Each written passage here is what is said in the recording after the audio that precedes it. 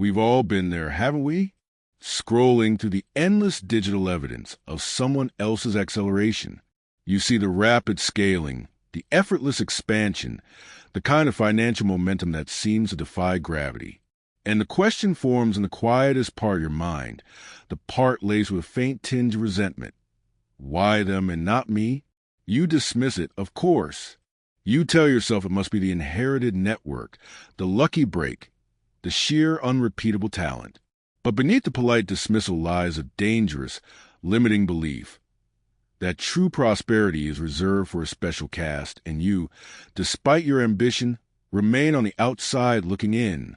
This narrative, this resignation, is the invisible prison where most financial dreams go to stagnate. The tension builds because you are actively trying. You read the books, you listen to the podcasts, you manage your budget with discipline for 3 weeks straight. You launched a side project with fierce determination. Yet, before long, the familiar pattern reasserts itself. That sudden, inexplicable drain of energy, that fog of uncertainty clouding your clarity, the self-sabotaging habit that pulls the rug out from under your feet just as liftoff seems imminent.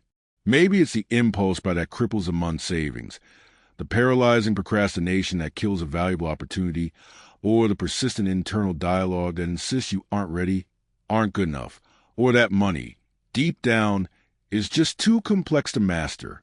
You watch yourself repeat the cycle, feeling helpless, knowing precisely what you should do, yet perpetually returning to the exact behaviors that maintain your current constrained reality.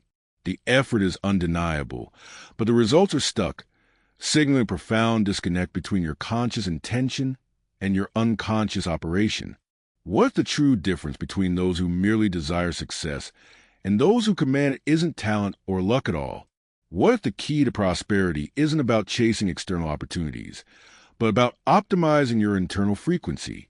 For years, you focus entirely on the visible mechanics of wealth, the investments, the strategies, the market timing. But the highest earners, the people who seem to draw prosperity to them like a powerful magnet, understand something fundamental. Financial acceleration is merely a reflection of internal architecture. They don't just have money. They maintain a distinct and powerful vibration that sustains their success. They operate by a different internal standard. This vibration isn't a mystical accident.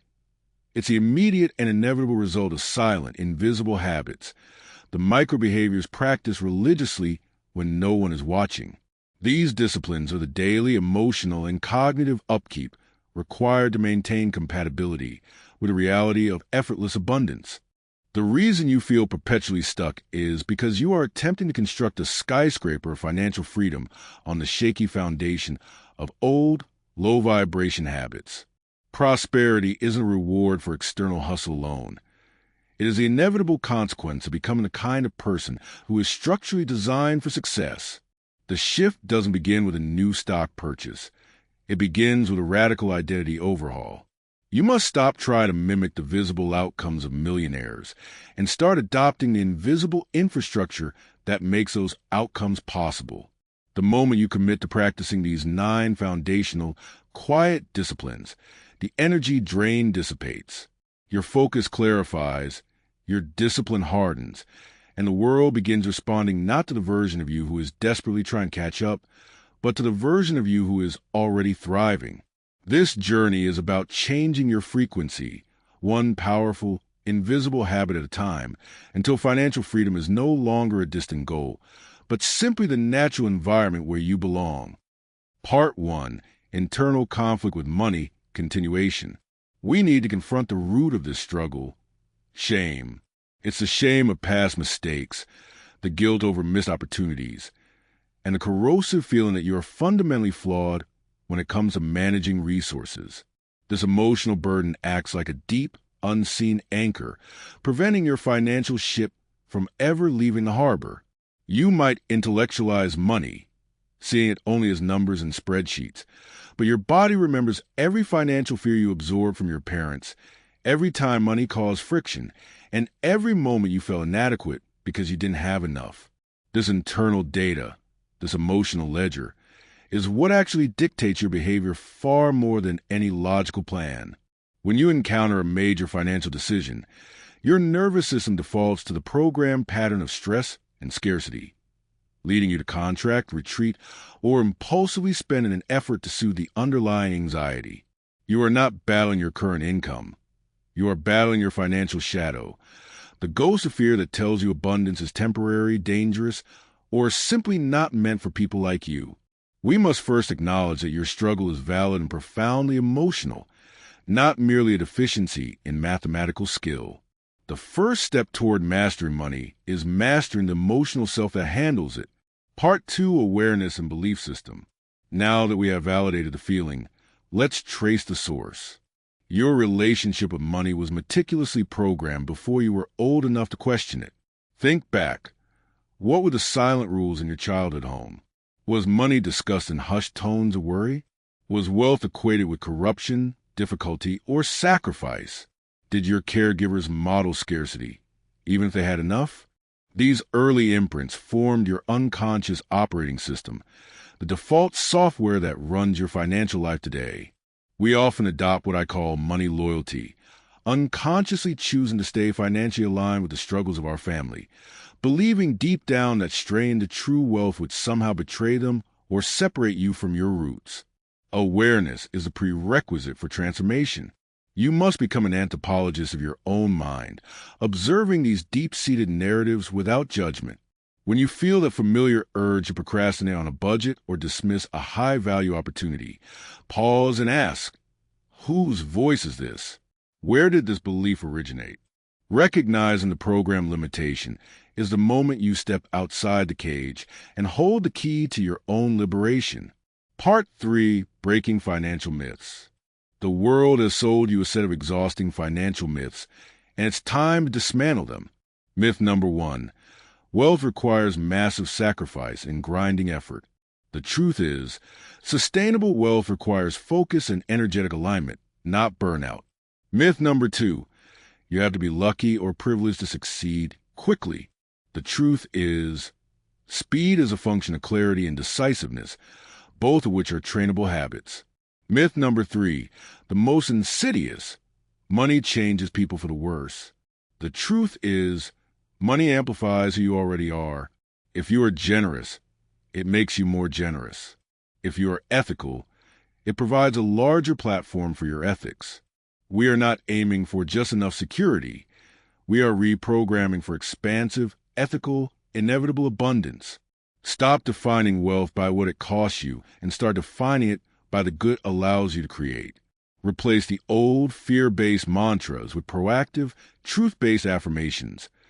My prosperity is a reflection of my value and my service to the world. I am designed for financial expansion. Every dollar I earn creates positive ripple effects. Part 4, shifting mindset through action. Mindset is not passive wishing. It is the active, consistent deployment of specific behaviors. To change your frequency, you need the tools. This is where those silent, powerful habits begin their work. Start small, but be utterly consistent. Begin a daily practice of financial gratitude. List 3 things you are grateful for related to money, even if it's just a roof over your head or a functional bank account.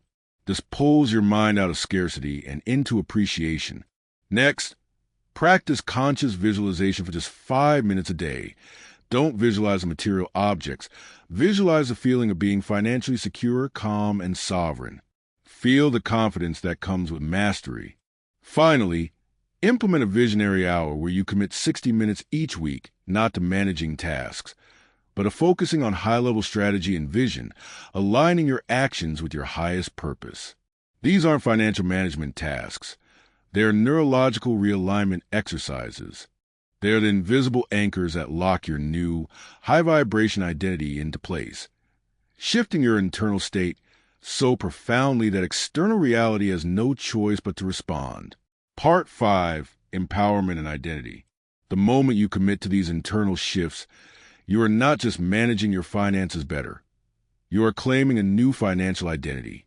You are evolving from the struggling self who felt prosperity was reserved for others into the person who naturally attracts and masters wealth.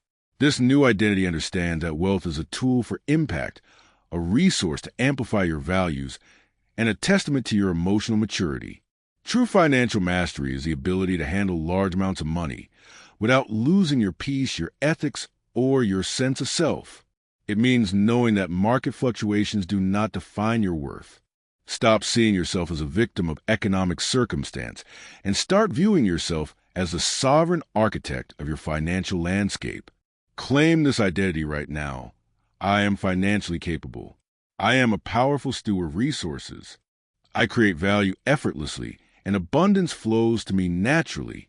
This isn't arrogance. It is the operational clarity required to hold significant wealth without self-sabotage. Part 6. Reprogramming and Commitment. This transformation requires unwavering commitment to the invisible work.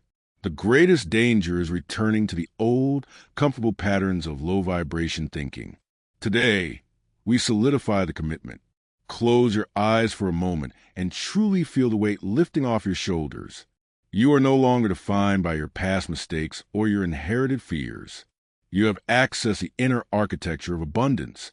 Now, let's anchor this new reality with final, guiding affirmation. Repeat after me, internalizing every word. My energy is aligned with expansion. My habits sustain my success. I am now structurally compatible with the reality of financial freedom and abundance. Commit to honoring the invisible work every single day. The 9 silent habits, when practiced with devotion, will not just change your bank account.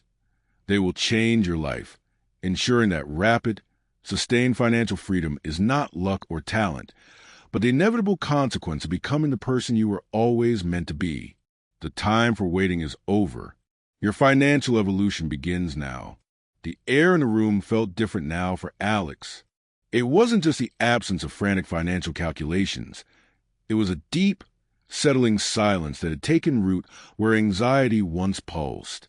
For years, his relationship with money had been defined by a desperate, exhausting chase, always pursuing the next deal, the next raise, operating from a place of chronic lack. Now, having committed to the invisible disciplines, the daily intentional acts of gratitude, visualization, and strategic pause, the chasing had ceased. He no longer felt the need to claw his way forward. Instead, he experienced a quiet, steady resonance. He had moved from seeking prosperity to radiating it. The true test of this transformation arrived not with fanfare, but in the mundane quiet of a Tuesday evening. An email landed in his inbox containing a high-stakes, time-sensitive proposal, a complex joint venture that represented significant potential, but also carried the weight of substantial risk. The old Alex, fueled by the scarcity myth, would have been seized by immediate panic. If I don't grab this, I'll miss my chance. If I fail, I'll lose everything. That familiar rush of adrenaline, the foggy fear that always led to poor decisions, was conspicuously absent. Instead, a profound clarity settled over him. He leaned back, not in resignation, but in sovereignty. He realized in that moment that the 9 habits weren't merely productivity hacks. They were neurological recalibrations. The consistent practice of financial gratitude had dismantled the fear response centers in his brain. The committed visualization had already built the emotional pathway to success, making the decision-making process feel less like a gamble and more like a practice step. He didn't need to consult a crystal ball. He simply needed to align his choice with the identity he had been meticulously constructing.